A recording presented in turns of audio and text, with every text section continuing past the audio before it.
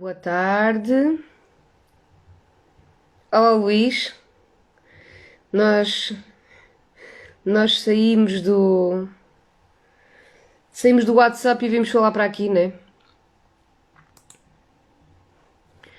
Ora bem, aqui está o Sr. Tiago. Vou só esperar,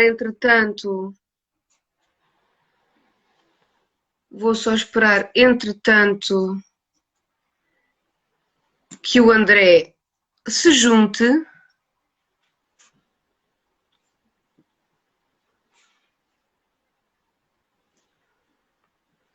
Tiago, tens de aceitar o meu convite para partilharmos aqui a peixoina.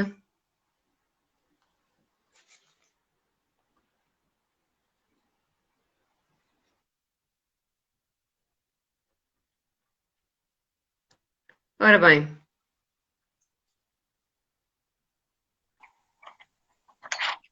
está o Já, Soutor. já cá estou, Olha, só que André, eu mandei um convite ao Tiago, mas o Tiago desapareceu-se-me. sabes que isso tem tudo a ver com o lado negro. Diz aqui, não, espera lá, não pode aderir, porque se calhar o Tiago está a ver isto no computador e não pode, Tiago, para participares na live tens de estar no telemóvel. A não ser que ele tenha um 3210, se calhar não vai dar. Tive que fugir. Tiveste de fugir? Ah, Então, sim, tive que fugir, portanto, para as 8 pessoas, sem contar connosco, as 6 pessoas que já nos estão a acompanhar e que possam ter crianças em casa, eu já estou naquele momento em que nos viramos para a criança e dizemos assim: sabes que vai correr mal quando ele está a tentar fazer alguma coisa. E ele fica assim, neste caso é o ele, e ele fica assim a olhar para mim e faz. Portanto, e corre mal. e, con- e confirma-se. A teoria dele é confirmada e passa a ser uma lei. Pronto, Portanto, tive que fugir porque na sala já está o caos instalado. Portanto, estou aqui, como podem ver, acompanhado pelos animais da selva. ai que bem. Vou só mandar aqui uma mensagem ao Tiago, porque eu já convidei duas vezes o Tiago e dá sempre que o Tiago não pode aderir. Tiago, tens de estar no telemóvel. No computador não pode aderir. É sempre o problema que nós temos. Isto tem de ser no telemóvel. É isso. Entretanto, André, novidades? Há coisas novas a acontecer? Não há? Conta-me coisas enquanto estamos aqui em Xixorices. Olha, não sei, na minha perspectiva, a justiça portuguesa levou um pontapé nas partes esta semana, ou pelo menos no que diz respeito à pessoa, ao português comum, que não percebe das leis, acaba por ter a sensação que pagou e comeu estragado e cala e leva para casa. E leva fechadinho Eu no vi, doggy bag. quem não conhece o André é um moço muito pacato. Ora, cá está aqui o Portanto, Tiago. ok. Exatamente. O André é um moço muito pacato, mas eu vi um post teu em que tu, depois deste julgamento, já estavas a espumar e eu pensei, oh meu Deus, ele tem de destilar isto por algum lado. Sim, provavelmente, se calhar. Olha, cá Ah, então, Provável, pessoal, tudo bem? Desculpem lá, não estava a conseguir ligar o vídeo. estavas já no está resolvido. computador. Não, estava com o A telefone, sério. mas ele pedia-me para dar permissão e eu dei permissão e mesmo assim não estava a dar. Não sei o que é que Estranho. se passou. Pois, Olha, na eu não minha sei se primeira o André sessão, te conhece, por na isso minha eu primeira acho que. sessão Diz, aconteceu a diz, mesma André. coisa. Diz, Minha diz. primeira sessão aconteceu a mesma coisa, eu pedi a permissão e É, nunca a vi. Portanto, só tenho a dizer isto. Portanto, mas agora já estamos aqui os Portanto, três. tu sentes a dor do é o que Tiago. importa. Tu sentes a dor. Hum?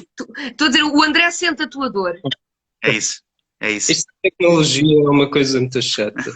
Não Olha, tens controle mas tu nenhum. és um homem que trabalha com a tecnologia. Como é que tu fazes as tuas ilustrações? Eu faço uma mistura, faço uma ponte, não é, entre o tradicional e o digital. Só que eu uso-a como ferramenta, não é assim, não Também para nós, estas coisas. também nós É, estamos a usar como ferramenta. Mas eu sou um bocado old school nestas coisas, não Olha, é? Tiago, Uso um programa que tem mais de 20 anos. conta aqui ao Ah, pessoal que está a ver quem és tu. Porque tu és mais do que um ilustrador, não é? Tu tens mais conhecimento de simbologia e de alquimia do que a maior parte dos psicólogos analíticos que eu conheço. Portanto, conta um bocadinho do teu percurso. pois, isso eu não sei. Digo teu. Mas fico contente de saber. Não, eu comecei a estudar simbologia e mitologia e essas coisas, alquimia, etc., um bocado por curiosidade. E depois, quando comecei o mestrado em História da Arte, houve a oportunidade de explorar um bocadinho mais essas coisas, para ter disciplinas de iconografia, pronto. E eu aí percebi que se calhar era uma coisa que podia estender um bocadinho mais e trabalhar sobre isso. Diz-me uma coisa, Realmente, Tiago, a tua formação de base é pintura, é belas artes?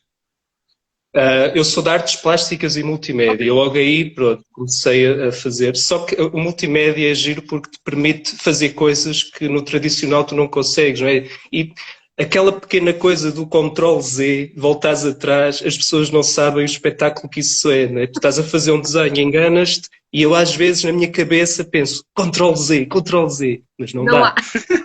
Mas... as plataformas digitais, por terem essa facilidade, por acaso, isso é espetacular, porque te permite pensar as coisas de outra forma, não é? Claro. Teres uma abordagem não tão instantânea, mas mais pensada, não é? Podes guardar as coisas por camadas, podes ir guardando fecheiros separados, e tudo isso te permite, se calhar, fazeres uma coisa mais intelectual, no sentido que não é tão plástico, não é? Porque na pintura, eu trabalhei em pintura, fiz exposições, trabalhei com galerias também durante o tempo, e são coisas completamente diferentes. A minha pintura e o meu trabalho semi-digital são completamente diferentes, são coisas, não são contraditórias, mas... Tiveste essa base, não é? E depois fizeste Sim. mestrado em História da Arte e foi aí que te abriste mais a esta parte da simbologia.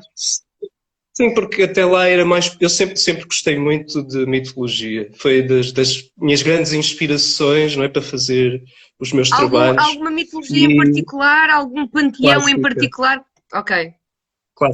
Clássico. Grego e romano. Agora estou a explorar muito mais, por exemplo, a mitologia africana, que tem coisas... E chinesa. Chinesa então tem coisas espetaculares. E... gosto muito de encontrar coisas que são paralelismos entre as mitologias, tu encontras coisas fantásticas e são histórias que algumas delas são muito hardcore, são brutalíssimas, tu não esperas. Vou-te fazer uma pergunta difícil, porque já sei que as pessoas lá em casa pronto, umas vão achar muito giro, outras vão dizer assim, lá tem ele. Como exploraste e exploras a mitologia clássica, que também é uma das mitologias que me interessa particularmente, e como estavas a dizer, e muito bem, que é fantástica a forma como encontras paralelismos com as várias mitologias, no teu trabalho já pensaste, se calhar já o fizeste, também sabes que eu vou-te acompanhando, mas não vejo tudo, não é? Não consigo ver tudo. Nem eu partilho tudo. Tenho esse defeito. Já te debruçaste sobre, e é aqui que eu vou levar com o pau nas costas de algumas pessoas, a mitologia cristã? Desculpa, não percebi a última parte. A mitologia cristã. Se nesses paralelos, a par da mitologia clássica, já fizeste estas pontes? Muitas vezes. Muitas vezes há muitas coisas que tu não tens ideia. Então na mitologia egípcia é uma coisa que é tipo a toda a hora. Cada página tem uma referência, não é? Então esta história do Messias, não é? Do Cristo crucificado, o Horus é exatamente igual. E depois tu começas a ver, é o Horus, é o Adonis, é não sei quantos. Tu encontras o Cristo. Tem inclusivamente discípulos, tem inclusivamente histórias de ressurreição, tem inclusivamente, em alguns casos nos egípcios, até histórias de crucificações, portanto, a semelhança é gritante. Uma crucificação diferente, mas lá está, é aquele sacrifício, não é? E tu encontras a ressurreição. Desculpa. Sim, os mártires existem em todas as mitologias e eu gosto de encontrar esses paralelismos, até porque depois nos meus trabalhos acabo por fundir essas divindades, não é? Tipo, eu tenho uma, não sei se conheces, que é o Horus crucificado. Na verdade, o Horus nunca foi crucificado, mas é essa tal mistura de mitologias, não é? Porque o Horus e o Cristo, epá, encontram-se em muitos aspectos, não é? Então, gosto de fazer esses paralelismos, não é? Esses reencontros mitológicos. E ocorre-te essa questão, e eu, claro que eu tenho que puxar a brasa à minha sardinha sempre, não é? Que é a psicologia junguiana, que eu sei que também é uma área que te interessa particularmente, porque o Jung também estuda essas coisas, não é? Interessa-te essa forma de olhar para a mitologia como arquetípica, ou seja, como transversal, histórias, narrativas transversais à nossa própria natureza, que depois, no fundo, se calhar o que mostram é essa representação simbólica da jornada do herói que todos nós fazemos, não é? Seja em Horus, seja em Cristo, seja em Ulisses, seja... não é? Eu acho isso extremamente importante porque é uma forma também das pessoas, dos povos, ao longo da história, se identificarem com os deuses, com os personagens, não é? Tipo, os egípcios identificavam-se com o Cristo, não é? Tinham aquele mártir, não é? Alguém que se sacrificou por eles. Mais tarde tens o Cristo. Não é? É importante que as pessoas também se identifiquem com as histórias mitológicas, com os personagens mitológicos.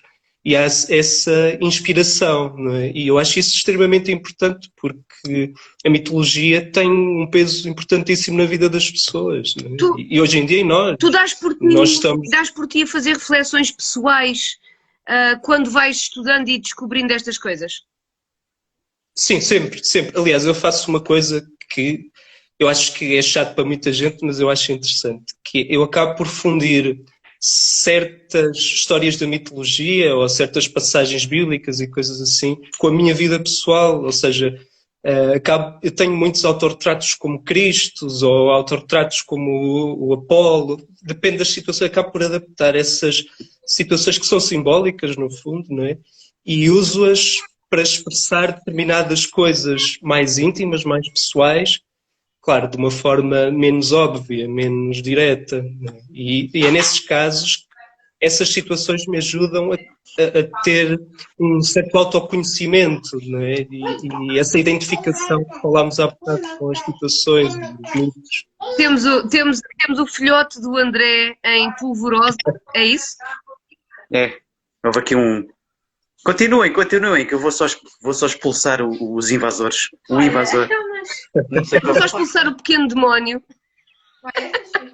Olha, Tiago, eu acho que uma coisa interessante é tu apresentares o teu trabalho às pessoas que nos estão a ouvir e que nos vão ouvir, porque normalmente até há mais pessoas que nos ouvem pós-live, né? Porque isto fica disponível no IGTV e as pessoas vão vendo o vídeo. Portanto, tu és o criador da Credo, não é? Apresenta a tua empresa e conta-me um bocadinho da história, que eu também não sei, na verdade, como é que surgiu essa ideia de criar, quais foram as dificuldades, porque de facto vocês agora têm um núcleo, têm um nicho bastante interessante de clientes que se revêem precisamente nessa simbologia alquímica que vocês partilham, não é? Sim, é curioso porque na verdade não esperávamos que houvesse tanta gente que se identificasse. E é uma coisa que nós nos podemos dar ao luxo, que é de explorar as nossas temáticas sem ter aquela ideia de negócio de procurar um público-alvo, procurar o que é que eles gostam, o que é que eles procuram.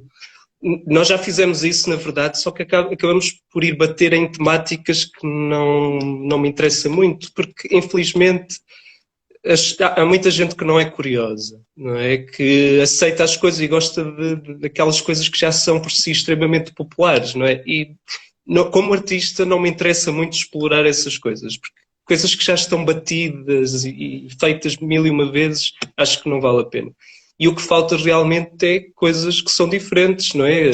E há uma coisa que nós fazemos que é também dar o nosso parecer, não é? Sobre determinadas coisas. Há muitas referências políticas, muitas referências sociais, pronto. E acho que faz parte e é uma obrigação como artista também dar o ponto de vista, não é? Quanto ao Credo, ao projeto, é interessante porque o projeto foi criado por mim e pela Ana, e é basicamente uma fusão dos nossos estilos, das nossas procuras, pronto. E eu dei muito bem com ela nesse sentido e eu acho que trabalhamos muito bem os dois nisso, porque nos equilibramos muito. porque eu sozinho tendo a ter trabalhos assim um bocado mais viscerais, não é? Quando eu comecei a pintar pintura a sério, eu dei-me conta que as minhas coisas eram muito brutas, eram muito pesadas. Tentaste E eu perceber porquê, Tiago? Tentei. E é curioso porque ao início, quando comecei, simplesmente estava a deitar cá para fora, nem estava a prestar muita atenção o que é que estava a sair. Mas uma coisa de tu seres um criador habitual é que à medida que vais fazendo coisas, tu vais vendo um certo padrão. Uhum. E é aí que tu percebes que se calhar há ali uma coisa, uma temática recorrente e se calhar é interessante explorar o porquê, não é? E aí comecei a perceber, não é? E tu acabas por deitar cá para fora muitas coisas que estão lá escondidas e perdidas há muito tempo, Olha, que nem sabias que Tiago, lá o estavam. Telmo está aqui a dizer as meninas com carnes. Pois o Telmo acompanhou-me desde o início. Isto é uma private que nós não percebemos. Isso acabou por ser uma mistura de várias coisas, que eu gosto quando as coisas são assim misturadas, miscelâneas de coisas. E então as carnes estavam relacionadas diretamente com a minha infância, porque muitos de vocês não sabem, eu vivi lá numa aldeia e eu fui pastor até aos meus 20 anos, mais ou menos. Eu andava na universidade e ainda guardava ovelhas. Uau! E é giro, eu aprendi coisas muito giras. Só que para um miúdo, é muito agressivo porque nós tínhamos que matar os borregos e os cabritos. Oh meu Deus, E eu ajudava não me digas que és uma Clarice do Silêncio dos Inocentes. Não, é diferente, Pronto. É muito diferente. Pronto. Mas olha que por acaso eu gosto muito desse filme, olha, ainda bem que falaste disso, há muito tempo que não o vejo. Mas tem coisas a ver, essas coisas do grito dos borregos a pedir ajuda. O meu era mais direto, porque eu estava lá, eu tinha que segurar nos borregos e nos carneiros, enquanto o meu pai esfolava e fazia aquela coisa toda. E aquilo foi um bocado agressivo para mim durante os tempos. Mas passou, ficou escondido lá no subconsciente, até que eu, quando comecei a pintar, aquilo foi quase automático, sabes? Começou a sair e eram pinturas com pastas, não é? Tinham muita matéria orgânica. Portanto, tu sentes que essas tuas pinturas era como se fosse uma projeção do teu próprio inconsciente, do que estava lá guardado. Era completamente. Sim, completamente. Acho que no início eu não reparei muito nisso, mas eu tinha um certo prazer a pintar aquilo que não era natural, não é? Mas de facto estava a fazer essa introspeção, mas em vez de resolver as coisas lá no interior, trouxe para fora e aí é que eu resolvi, não é? Porque lá dentro elas têm muita força, Claro. não é? Se as trouxeres cá para fora, estás no teu próprio ambiente, é mais fácil de controlar e de dominar essas coisas. As meninas também denota alguma sexualidade, não é? Carne, e tinha muito a ver com isso também. Pronto, eu não quero entrar em detalhes disso, mas eu acho que todos os artistas têm essa fase das meninas. Claro. Acho que é uma forma também de tu explorares a tua identidade, não é? As tuas escolhas, essas coisas todas. Claro. Então, mas estavas-me a contar como é que surgiu o Credo. Para já diz o nome todo da tua empresa Homem, aproveita o marketing. Sim. Chama-se Credo que Absurdum. Porquê? Credo que Absurdum. Porque vem de um livro que se chama A Imitação de Cristo. E tem uma expressão que é Credo que Absurdum, e a frase completa é Cristo morreu... Não, desculpa, não é da imitação de Cristo, é da carne Christi, é assim que se chama. E alguém diz, o Senhor diz... Cristo morreu e ressuscitou, eu acredito porque é absurdo. E eu achei muita piada a isso, porque de facto nós somos muito formatados nesse sentido, não é? De ter o dogma, de não procurar saber mais, é aceitar. Então eu acredito porque é absurdo. Eu gostei imenso disso e decidimos que ia ser assim porque íamos de facto explorar coisas absurdas, coisas estranhas, e dá-las de alguma forma acessíveis às pessoas. E começaram logo a explorar esta parte mais do merchandising, da roupa, desse tipo de coisas, ou começaram por outro lado? Nós, ao início, começámos a fazer prints. Ok.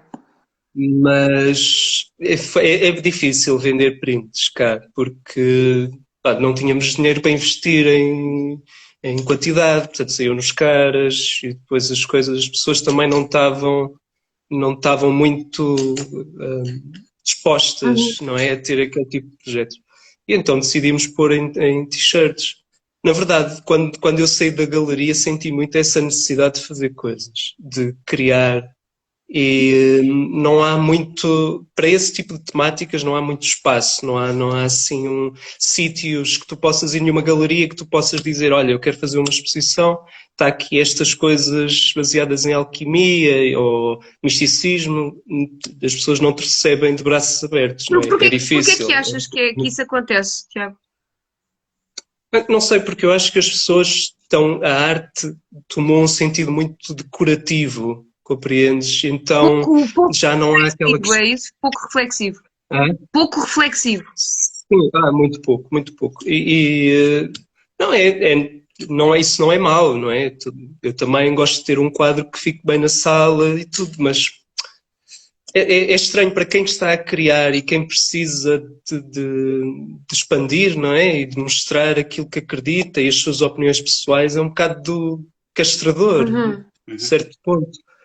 E então, basicamente, o que me motivou a procurar outro suporte para as minhas coisas foi exatamente isso. É porque eu não quero mudar, eu não me quero adaptar a uma sociedade que eu não acredito, não é? Ou seja, eu não quero fazer paisagens ou não quero fazer aquelas coisas que agora estão muito na moda. Eu nem sei, se queres eu já não sei, neste momento não sei o que é que está na moda, mas também não me interessa realmente, porque as tendências Olha, és tu e que crias. vocês na Credo têm outra coisa. Isto aqui é uma mensagem para a Ana Neves. Ana, eu sei que tu estás a ver. A Credo tem tarôs. Dois Eu tarôs. sei. E conta-me lá como é que isso surgiu. O que é que vos passou pela cabeça? Porque eu sei que vos deu uma trabalheira diabólica, não é? Conceber aquilo tudo e tá brutal. Aliás, eu tenho um deles, portanto. Tenho o primeiro. Mais antigo. Sim, tenho o primeiro, que me foi Sim. oferecido também. E realmente foi uma feliz coincidência ser vosso. Como é que chegaram aí? Como é que foi a discussão para dizer, epá, vamos fazer um tarô? É curioso. Esse primeiro tarô, por acaso, é pré-credo que absurdo. É da fase, precisamente, das meninas com carnes, como diz o Telmo. E tu notas que há aí muita coisa visceral, não é? Muita coisa que estava cá dentro que passou cá para fora. Não há tanto essa preocupação simbólica de... Não, claro que há, porque um tarô tu tens que seguir determinadas regras, não é? Tu não podes fazer aquela coisa tipo os gatinhos, que metes um gatinho com uma coroa e é o imperador. Epá, isso... Não, pronto, tem essas regras. Mas eu dei-me ao luxo de poder desbundar um bocadinho, entre aspas, ou seja, não é um tarot tanto para como podes usar como ferramenta de adivinhação, é mais uma coisa de luxo, digamos, não é luxo, de colecionismo. Este novo já é um bocadinho diferente, este já teve um estudo. O que é que mudou? Este foi mais pensado a nível simbólico? Muito. Ok. Sim. Porque esta questão de javardar, entre aspas, de mandar tudo cá para fora, não é para a vida toda, não é? Tipo, tu fazes isto, depois de deitares muita coisa, já não tens essa necessidade. Isso acontece muito na música, não é? Malta faz um álbum muito pesado, que tem muita raiva dentro de si, deita tudo cá para fora, e depois nos álbuns a seguir já não precisa de deitar essa fúria, porque, epá...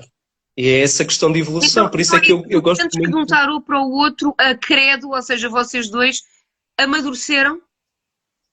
Muito, e é aí que tu notas, não é? É aquilo que tu procuras fazer. E é por isso que a Ana é uma parte muito importante da Credo que Absurdum, porque ela faz esse equilíbrio, não é? Porque eu gosto de ter imagens fortes, de ser provocador, e ela ajuda-me neste equilíbrio, não é? De ser provocador, mas com cabeça, com juizinho. Explica lá a vossa dinâmica, porque é assim, eu já visitei aqui a casa do nosso amigo e já vi a sua modesta biblioteca artística e alquímica, que é extremamente interessante.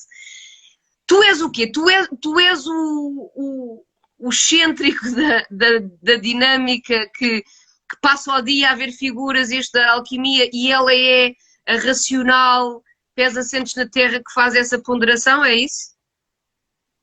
Não é assim tão Não é assim matemático, tão mas é dividido. mais ou menos assim. Ok. Mas é mais ou menos assim, porque eu faço coisas muito amaradas da cabeça e ela diz-me, nem pensar, nós não vamos fazer isso.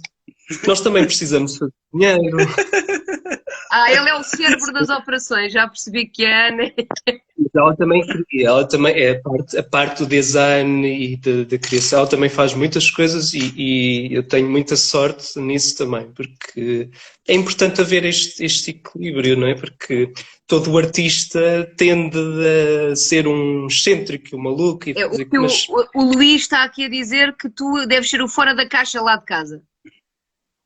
És um bocadinho fora da caixa. sempre, mas não é sempre. Eu às vezes sou muito racional também. Eu sou muito terra, né? Gosto às vezes de ter a minha estabilidade, mas e os gatos que o digam, coitadinhos. Olha, fazendo aqui um bocadinho a ponte também para a parte da literatura, onde é que tu Sim. vais buscar grande parte das tuas inspirações? Tens fontes específicas ou estás constantemente a procurar novas fontes? Como é que isso te aparece? Eu não tenho propriamente um método de pesquisa nesse sentido. Eu, quando tenho uma ideia, tento explorar o máximo de livros, de informação que tenho acerca disso. Mas não faço logo, ou seja, eu absorvo aquela informação e deixo estar e depois um dia aquilo vai saindo. É preciso digerir, porque eu não consigo ter uma ideia e fazer logo. Preciso Ok.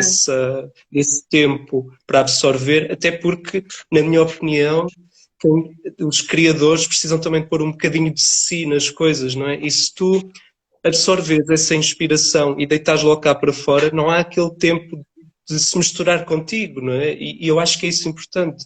Como aquilo que falámos há bocado, não é? Tipo, de fazer um autorretrato como um Cristo, não é? De teres esse tempo de pensar o que é que aquilo quer dizer para ti, não é? E como é que tu podes explorar aquilo usando também como inspiração das tuas próprias vivências. Não sei se faz sentido, isso é assim um bocado confuso. Claro. de se explicar. Estava aqui a pensar na questão do autorretrato do Cristo e acabei por ir parar à questão cristã, no sentido lato da coisa, e acabo por ter de lhes dar um bocadinho de razão, não é? Porque então essa tua própria representação é uma prova entre aspas simbólica, estamos aqui, ainda não saímos do simbolismo, malta aí de casa, ainda não saímos do simbolismo, mas pode ser uma representação para quem acredita de que todos temos uma representação de Cristo interna, aquela questão da imago Dei, do Deus interno. Essa tua forma de tu te transportares a ti próprio num autorretrato mais direcionado para Cristo ou mais direcionado para outra entidade, também é uma forma de tu encontrares essa transcendência dentro, ou não? Claro, sim. E isso está presente na nossa cultura, está lá enraizada, não é? E nós fomos quase todos educados a ter aquela figura como um expoente máximo, não é? A coisa maior do mundo. E acabamos por inconscientemente nos identificar com ele, não é? Porque em alguma situação da nossa vida nós nos vamos sentir um Cristo, não é? Um mártir. E nós, os artistas, os criadores, e vocês, os músicos, toda a gente, eu quando digo os artistas, inclui sempre a literatura, a música, tudo que seja criação. E nós temos sempre essa tendência de nos misturar, não é? Com essas imagens divinas. Claro. É inconsciente. André, ias dizer qualquer coisa. Levantaste a mãozinha e tudo. Sim. É como se faz na escola. Tão lindo. Tão bem educadinho. Em que altura pode haver sempre uma altura em que nos desligamos dessa parte divina que aprendemos e que a cultura e que a religião e que o trato familiar nos traz, não é? As gerações mais antigas, os avós, os pais. Em que forma é que se pode dizer porque há muitas pessoas que acabam por até se desligar totalmente da religião quando passaram uma vida inteira com essas referências, não é? Não de uma forma, se calhar, direta, mas muito presente nas famílias, os hábitos religiosos, o ir à missa ao domingo, a Missa do Galo, que é sempre uma representação de um momento, mais, de uma altura do ano mais própria, mas há sempre uma altura, se calhar esta questão é mais para a Tatiana também. Onde é que... Eu acho que é uma coisa pessoal, não é? Depende de pessoa para pessoa. Eu posso dar o meu ponto de vista, mas vai depender sempre de pessoas para pessoas. As tradições são coisas que estão lá e têm muito peso nas nossas vidas, e embora nós se calhar não nos identificamos já com elas, mas se os nossos familiares o fazem, nós somos automaticamente puxados para isso, não é? Tipo Natal e essas coisas todas. Sim. Agora, o afastamento total da religião, eu acho que é por fases, não é? A minha primeira fase, eu era muito religioso quando era miúdo, até estive num seminário e tudo. E, adoro. a sério, a minha avó adorava, se eu fosse padre, ela era o sonho dela, era ser padre. Mas eu fui-me afastando devagarinho. Padre, pastor, temos aqui muitos paralelos. Está aqui muita simbologia, que devemos explorar, é o que eu digo. Sim. Essas coisas têm muita força, não é? Têm muito peso depois na vida adulta. Claro. Mesmo a gente pode ignorar, mas sabe que estão lá. E então ainda da questão do afastamento, eu acho que as pessoas quando começam a afastar, eu acho que há uma certa revolta primeiro, não é? Numa primeira fase, que até somos um bocadinho blasfemos, isto é tudo horrível e não quero isto. E depois, no meu caso, depois dessa revolta, veio uma certa admiração pela iconografia. Eu estava completamente afastado das crenças e dos rituais e dessas coisas todas. Eu não sou nada religioso. Mas a iconografia cristã fascina-me muito, porque é muito forte. E tem uma simbologia que ainda assim é difícil de descodificar em certos casos. E isso é fascinante. E é por isso que eu continuo, eu detestava a Bíblia e agora adoro ler coisas da Bíblia, porque aquilo tem imagens belíssimas e horrorosas. No outro dia apanhei uma de um senhor que, já não me lembro bem como é que era, mas um tipo que andava a pregar não sei aonde e foram lá uns miúdos chateá-lo e ele ficou tão irritado com os miúdos e mandou lá uma praga e vieram 2 ursos e comeram as crianças todas. Fim. E tu pensas, fogo, sim senhor. Olha, eu estava-vos a ouvir aos dois e estava aqui a pensar com os meus botões psicanalíticos. Aqui a questão da importância que a religião pode ou não ter e a forma como nos afastamos para depois, quando somos velhos, nos reaproximarmos.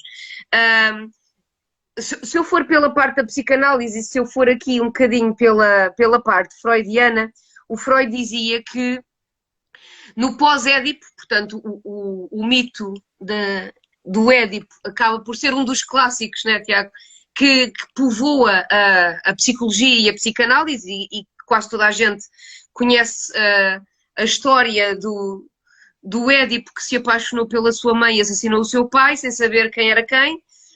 Mas, de facto, o Freud dizia que na fase pós-edipiana, a criança que se apaixona pela mãe ou que vê na mãe uma representação do objeto amoroso e como tal tem de atacar a imagem do pai, como não pode fazê-lo, porque é criança e ele é pai, não dá, não é?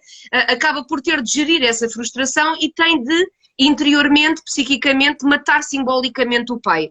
E é aí que surge a primeira representação religiosa, a necessidade da projeção de um pai que viva para sempre em Deus Pai. Portanto, porque como temos numa fase muito precoce da nossa vida de matar simbolicamente o nosso pai, nós precisamos da promessa de que o nosso pai vive para sempre e que independentemente do pai real ou não, nós temos uma proteção eterna com Deus Pai. É um bocadinho a visão da projeção e da psicanálise relativamente à religião.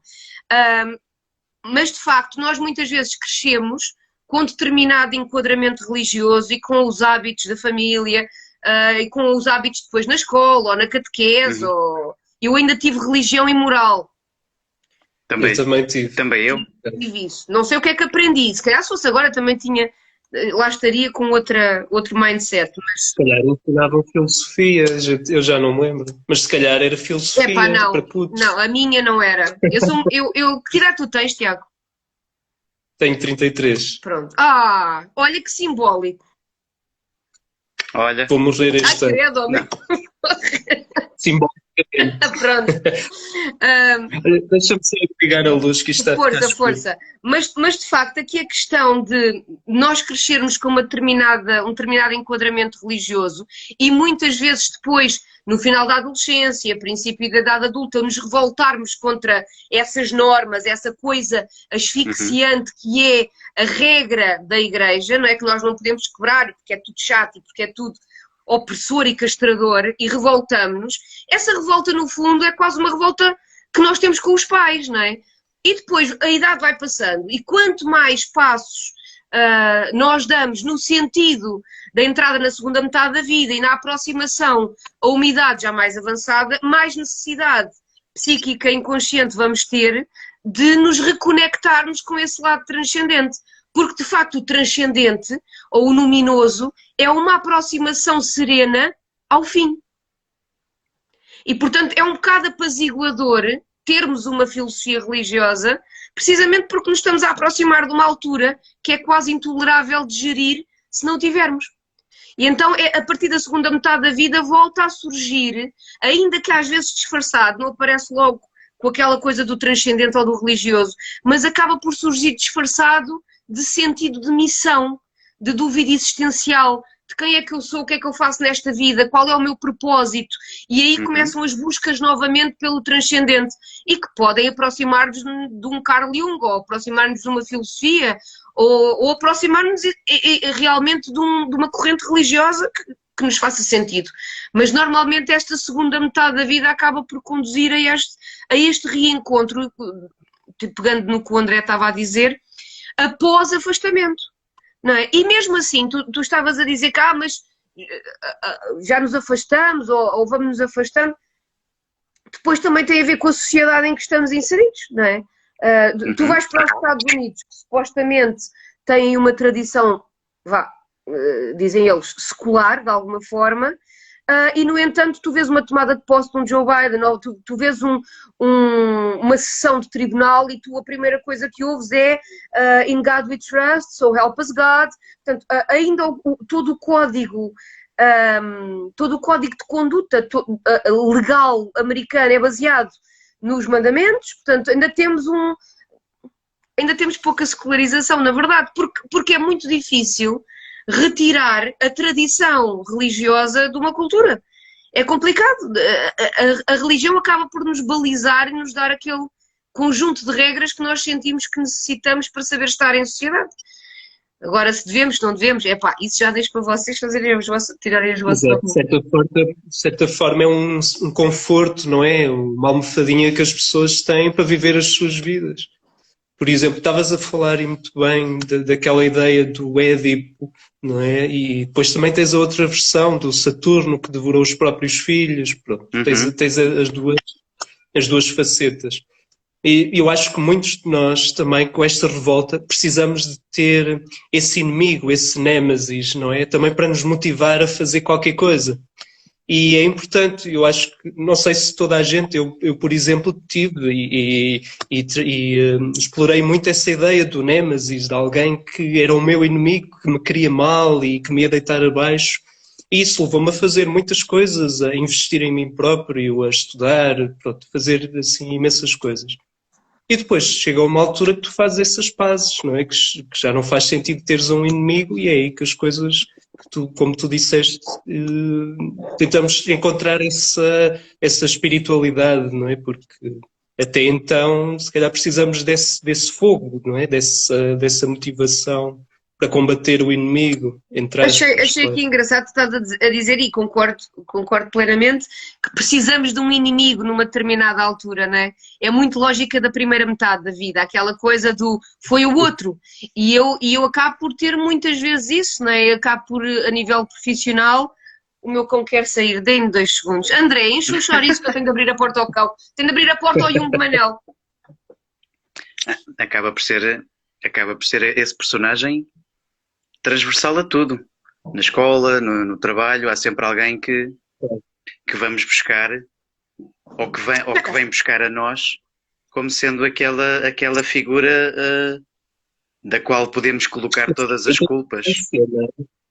Mas é um inimigo que depois é tipo aqueles filmes ou aquelas séries distorcidas que o teu amigo ao início, na verdade, revela-se o inimigo e vice-versa, né? E é o inimigo que motiva, se calhar, o herói a seguir em frente e a conquistar e a fazer. Sim. E dá algum sentido também à luta de cada um. Eu acho, Tiago, eu acho que isso acaba por acontecer, lá está, como estava a dizer, muito numa lógica de primeira metade, e eu ouço muitas pessoas desabafarem comigo e dizerem aconteceu-me uma catástrofe na vida, mas a culpa foi dos astros, ou aconteceu uma catástrofe na vida, mas a culpa foi de um bruxeto que me fizeram, ou aconteceu uma catástrofe na vida, mas foi o outro.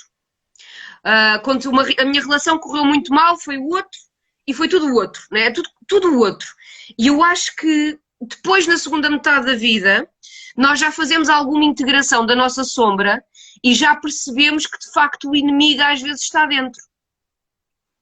Não é? Mas é difícil admitir, é muito difícil.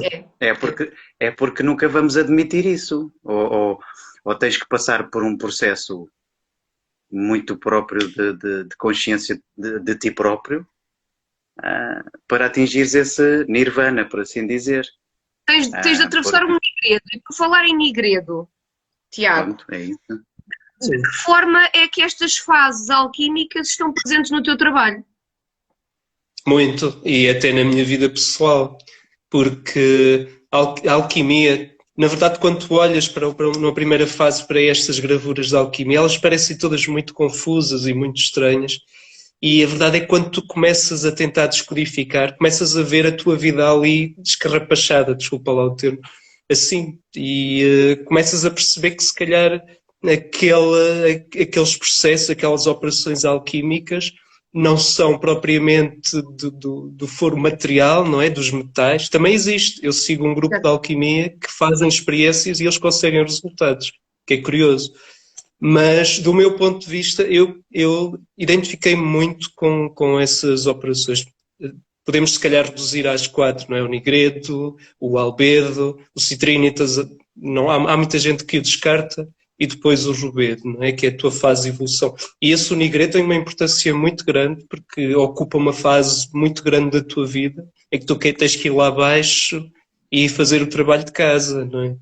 E como eu estava a dizer há bocado, eu tenho a sorte, eu não sei se pode chamar sorte ou o que é, de ir lá abaixo muitas vezes, trazer as coisas cá para cima, e cá acima é que as confronto, que é mais fácil. Mas sabes o que é que nós na psicologia analítica costumamos dizer isto, que é a diferença entre uma pessoa com doença mental e um artista, que às vezes também tem doença mental, mas pronto, a diferença é que alguém com uma doença mais grave mergulha nesse nigredo, mergulha no inconsciente e fica. E o artista consegue mergulhar e trazer o conteúdo cá para fora e consegue trazê-lo à luz da consciência para o trabalhar. E essa é a diferença, não é?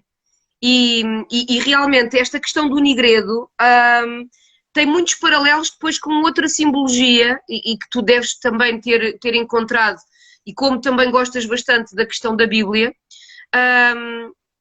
o nigredo está presente, por exemplo, na história de Jonas e da barriga da baleia, não é? No fundo, Jonas, o que é que a história conta? Conta-nos a história de um homem que atravessou uma depressão, que perdeu a vontade de viver, que não conseguia ver o caminho, que teve de se despojar de si mesmo e abrir-se ao mundo e depois readaptar-se a uma nova situação que ele desconhecia, com a qual não se sentia confortável, mas quando saiu ele vinha nu, sem reconhecer o mundo cá fora, habituado à escuridão, portanto teve de fazer todo esse trabalho de readaptação. No fundo, esta barriga da baleia é um nigredo, não é? É uma travessia da longa noite da alma, não é? Claro, completamente, mas é preciso ir lá armado de alguma forma, não é? Se atirares assim de cabeça, aquilo pode correr muito mal. Pois. Não é? E em vez de fazeres bem a ti próprio, estás ali a lidar com coisas muito agressivas. Muito Olha, há alguma história, alguma narrativa mitológica que tu sintas que consistentemente te inspira? que vais à mesma narrativa buscar pequenas coisas? Isso são fases, tenho fases. Durante muito tempo eu explorei aquela ideia que estávamos a falar do Saturno a devorar os filhos, explorei muitas, muitas, muitas, muitas vezes isso. Claro está também para ter para tentar aliviar aquele mal-estar interior, não é? Aquela relação que estávamos a falar há bocado, do inimigo, pronto. Mas também, no fundo, é uma coisa, é chata porque tu estás-te a pôr como vulnerável, não é? É aquela ideia de eu, coitadinho de mim, só me fazem mal, eu sou o bebê que não me posso defender e tenho aqui um soberano malvado que me come. Mas olha que a Estás a ver? propósito do Saturno e dos filhos, a passagem do tempo assusta-te? Não, porque se tu tens que fazer alguma coisa, não podes ficar estagnado, não é? Porque essa é a ideia depois também do Nigredo. Se ficas lá estagnado, aquilo não acontece nada, tens de mexer. E o tempo traz coisas giras, traz coisas interessantes se tu souberes aproveitá-las, não é? Porque, olha, o Picasso disse uma coisa que eu acho espetacular, que é do ponto de vista da inspiração, que é a inspiração, quando vem, é bom que te encontre a trabalhar, no sentido em que se tu estiveres a fazer coisas, se tu fores uma pessoa dinâmica, as coisas chegam até ti, o tempo vai-te trazendo coisas. O facto de estás a trabalhar faz com que tu consigas agarrar essas coisas e se estiveres sentado à espera, as coisas vão passar por ti e tu nem vais perceber que elas lá estão. E é por isso que eu gosto tanto dessa frase. Eu uso-a muitas vezes, eu trabalho, eu esforço-me muito para, quando não tenho inspiração, de continuar a fazer, continuar a trabalhar, porque alguma vez as coisas vão-te chegar a ti. Era isso, eu também te ia perguntar isso. Acontece assim teres aqueles bloqueios do artista em que estás mesmo, até Sim. precisas fazer coisas, ou podes ter encomendas, ou podes ter sei lá, uma feira, um sítio onde tens de ir expor e tens coisas para fazer e não te sai nada. Claro, muitas vezes, muitas vezes. Eu acho que eu sou um bocado obsessivo a criar, a fazer coisas. E quanto mais fazes, mais bloqueios tens, não é? Se não fizeres nada, então não vais ter bloqueios nenhum. Claro. E eu sofro muito com isso. Nem é sou eu que imponho muitas vezes esses bloqueios, no sentido em que quando eu vejo que as coisas estão a ser muito repetitivas, podem ser espetaculares. Mas quando eu começo a bater nas mesmas coisas muito tempo, eu começo a ficar irritado comigo próprio. Podem ser coisas realmente interessantes e podem ser imagens bonitas e etc. Mas a ideia de me repetir chateia-me bastante. E é aí que eu também tenho que parar. Não tens mesmo que parar e fazer uma coisa qualquer que tu não estás habituado a fazer. Por exemplo, ver um filme horrível, uma porcaria qualquer. Porque tu és condicionada pelas coisas que gostas, não é? Se tu vires uma coisa que não gostas, vai ter um impacto giro no teu trabalho. Como assim? Porque vai-te obrigar... Como assim? Porque eu acho que é fácil nós encostarmos às coisas que gostamos. Tu obrigaste a perceber uma coisa que não gostas, eu acho que vai abrir caminhos. Eu vou-te explicar. Por exemplo, nós às vezes temos trabalhos com bandas, trabalhamos com bandas, e eles pedem-me coisas horrendas, coisas muito feias, e eu penso, epá, como é que eu vou fazer isto? E faço. E a verdade é que depois de fazer, surgem coisas novas, ideias novas e perspectivas diferentes, e eu gosto disso. Por isso, quando há estes desafios de fazer uma coisa diferente, eu acho que devemos agarrar esses desafios, porque saem sempre coisas, se tu procuras uma inspiração nova, uma coisa diferente, é bom procurares também temáticas diferentes, ou explorar coisas que não são tão... Ou seja, Tiago, é uma forma de tu, ainda que aches feio, tentar colocar-te do lado do outro, na visão do outro. Exatamente, uma questão de perspectiva, porque às vezes é isso que falta, é a perspectiva. Não é? Porque nós temos essa tendência de sempre ter a nossa perspectiva e estar sempre ali. Se tu tentares ver a perspectiva do outro, ainda que tu não aches que seja válido, enfim, eu acho que tu vais aprender coisas e vai-te influenciar, não é? Pelo menos no ponto de vista da criação, porque tu vais obrigar o teu cérebro a reorganizar-se de alguma forma. E já houve algum trabalho que tenhas começado a fazer, mas que tenha sido simbolicamente e emocionalmente tão intenso que tivesses de parar por esse motivo? Já aconteceu várias vezes Eu nunca parei, fui sempre até ao fim, porque é isso que importa, é tu vais até ao fim, porque parar é fácil, e tu se parares não vais ganhar nada com Certo. isso. E já tive um que mexeu comigo e fez-me ir lá ao fundo, perceber coisas sobre mim que eu não conhecia. E é estranhíssimo. Foi assim, uma banda de death metal, que a temática deles era muito gore, era mesmo muito gore, que envolvia coisas, cirurgias com sexo, com tripas, era horrendo. Horrível, horrível. Eu gosto de coisas assim estranhas, mas há limites para mim. Epá, e aquilo obrigou-me a fazer pesquisas e coisas estranhas e aquilo mexeu comigo muito. Fiquei assim mesmo mal disposto. Mas consegui fazer e eles gostaram e eu também gostei do resultado, mas obrigou-me a ir lá ao fundo, não é? Trabalhar com coisas que eu não estava completamente à vontade. Uhum.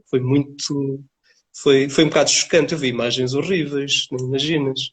E coisas muito hardcore. Mas, por algum motivo, aquilo abriu portas, abriu ideias, não é? Não quer dizer que estejam nessa direção, mas obrigou-me a ver as coisas de uma maneira diferente. Olha, e nas tuas pesquisas, já estás nisto há uns aninhos, não é? Nestas tuas pesquisas, já te encontraste muitas vezes com o meu Jung. Não é o cão, é mesmo o original. Não percebi. O teu Jung não ouviu. Não, eu estava a dizer se ao longo das tuas pesquisas já te cruzaste com o Jung. Muitas vezes. vezes. Sim. Muitas vezes. É porque o Jung realmente, as coisas que eu procuro, a nível de inspiração, alquimia, misticismo, o Jung aparece lá sempre, que esta questão dos arquétipos, no tarot, no próprio tarot, é uma coisa recorrente e eu gosto disso porque o tarot, eu sempre achei o tarot uma coisa interessante, mas mais do meu ponto de vista visual, Certo. porque é lindíssimo. É lindíssimo. Tens ali Sim. uma coisa espetacular. Mas quando tu tentas perceber o simbolismo, já a parte da adivinhação já é mais esquisito para mim. Mas a parte do simbolismo, tu deparas-te muito com o Jung e percebes que é uma jornada, não é? E cada carta é um personagem ou é uma situação. Como, por exemplo, o Papa representa as tradições, essas tradições, não é? Que estávamos a falar há bocado, essas obrigações que tu tens do Natal, da Páscoa, etc. E depois, a seguir, vem o imperador, que é parte do governo, uma figura autoritária, não é? Tipo, alguém que tu tens que obedecer. E é interessante por isso, e tu encontras o Jung nessas coisas todas. E não foi aí que eu tive a primeira... foge-me a palavra. Não foi aí que eu encontrei o Jung a primeira vez, mas fiquei surpreendido por estar tão presente nesta jornada pessoal. Não é? É porque, de facto, tu identificas-te com aqueles...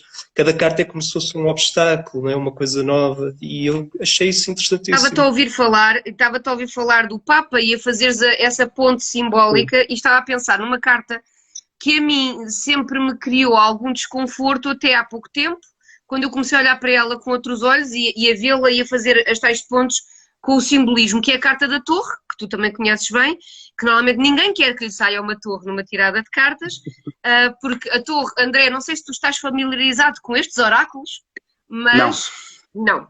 A torre é a carta 16 do tarot e é representada sempre, independentemente, depois cada artista lhe dá o seu cunho pessoal, mas é uma torre a cair, é o desabar de qualquer coisa. É a destruição. Ok?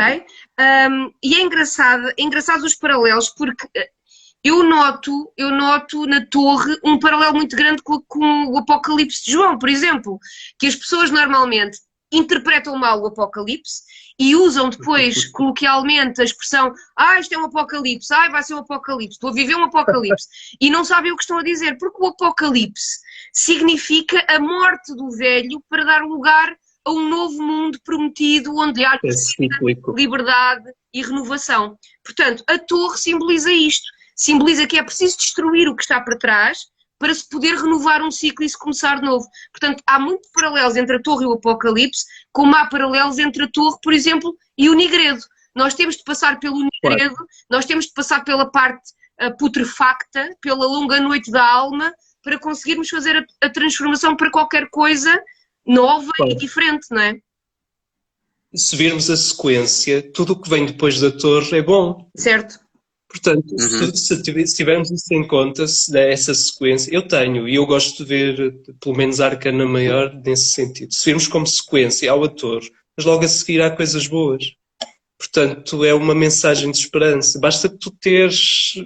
Mas também depende das pessoas, não é? O que é que as pessoas procuram saber, não é? Há gente que é muito dramática e não consegue ver as coisas boas que vêm a E há seguir. gente que vive permanentes negações em que não Claro. querem aceitar realidades que têm de deixar para trás mesmo. Há coisas do nosso passado que têm de ficar efetivamente lá. Não é? E a torre vem E é dar-nos bom que essa ideia desapareça. de, como ontem eu estava aqui num live streaming com a Ana a falar da importância dos rituais, e de facto é como o simbólico da vassoura da bruxa. Há coisas que têm de ser varridas. Não é? É um Pois. bocadinho assim, há É coisas que têm de ser verdade. varridas, acabou, está fora, pronto. Dói, há uma destruição, há um crescimento, não podemos ser puer eternos a vida toda, portanto não podemos viver Peter Pans, crescer dói, e crescer implica abrir mão de uma data de coisas que foram falhadas, que foram frustradas, trabalhos, relações, tudo, não é? Tudo. Aprender Uhum. a fazer este processo de crescimento, a olhar Sim. para a torre como uma oportunidade. Lá está o verdadeiro apocalipse. Ou seja, o fim de algo para um mundo novo, mais justo e Claro, mais equilibrado, claro. não é? E não é a última carta, Claro. não é? Porque se a torre fosse a última carta do baralho, aí se calhar era um problema, porque era aquela queda fatal, não é? Mas há muito mais para a frente, E muito mais e não bom, é? não é? Tens o sol, tens a Bom, estrela, tens uma data de cartas o porreiras, mundo é a melhor o carta de mundo, todas, não é? exatamente. E antes, Por antes da isso é torre uma tens o quê? O jornada. 15 é o diabo.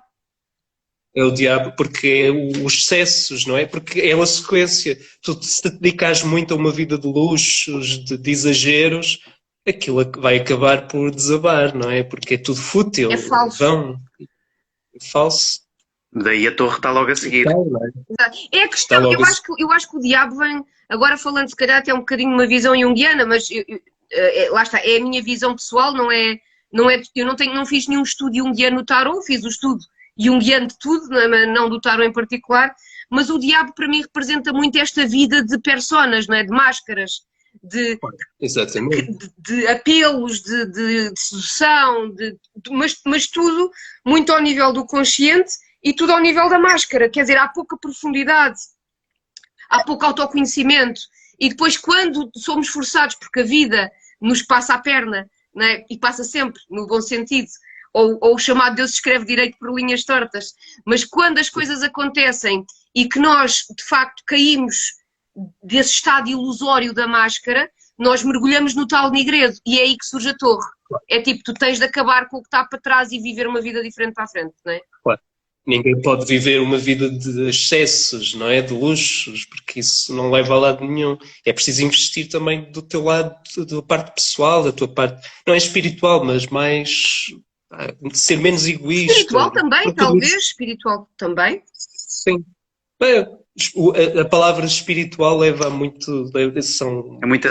tem É. muitos caminhos, Certo, as certo, raízes, certo, certo, portanto é certo. difícil. Olha, Tiago, Exato, diz-me eu não uma gosto coisa, muito quais são de os planos que tu tens para a CRED agora daqui para a frente? Vocês têm continuado a uh, produzir, mesmo numa situação de muito, pandemia, eu vejo que vocês estão sempre a bombar, né? André, se tu não muito, conheces a muito. CRED, eu sei que tu vais encomendar coisas nos próximos 2 dias no máximo, portanto vai ver. Vou espreitar, sim, senhor.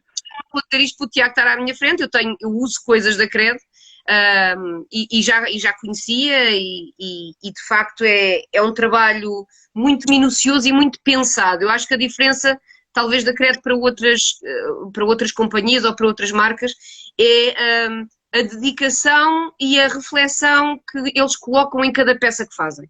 É um bocadinho, é o que eu sinto. Quais são os planos agora daqui para a frente?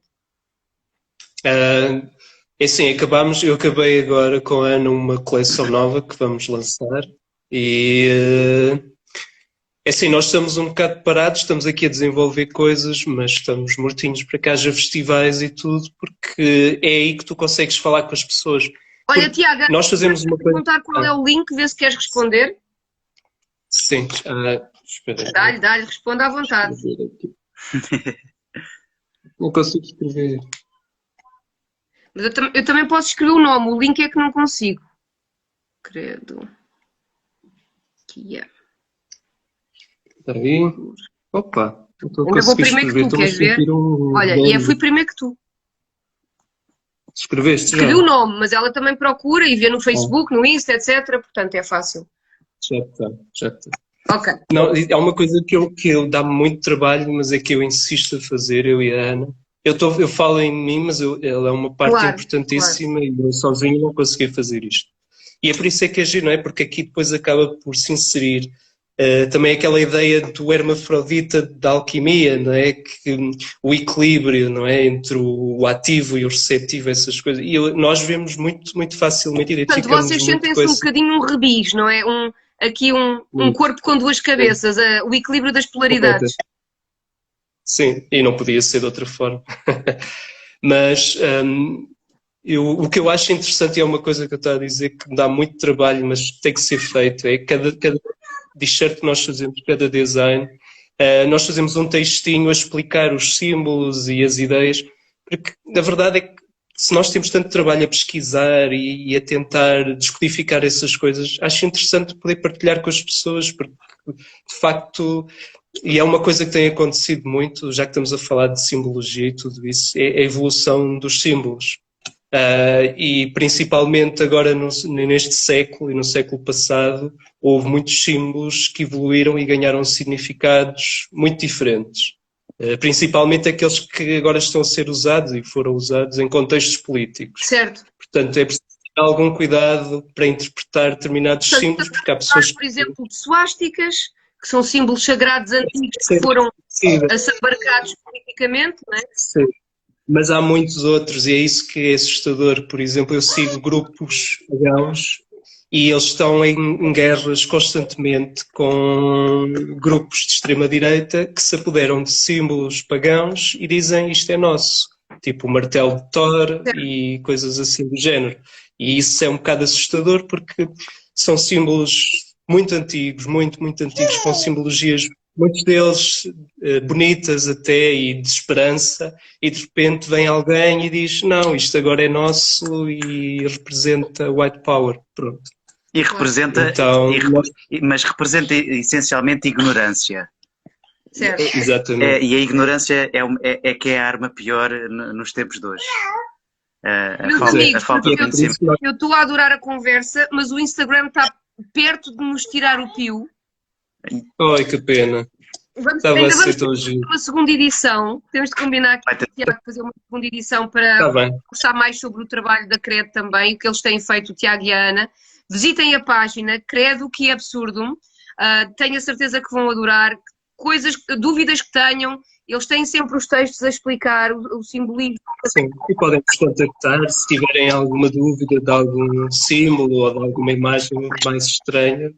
Nós, mesmo que a gente não saiba, vamos tentar perceber, não é? Porque acho que é interessante. Claro que sim. Tiago, olha, obrigadíssimo por ter estado connosco. Obrigado eu pelo convite. Obrigado. Eu gostei muito de estar aqui. Dois de certeza.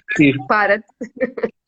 Vou passar um tema para te lançar o desafio, assim um tema mesmo específico.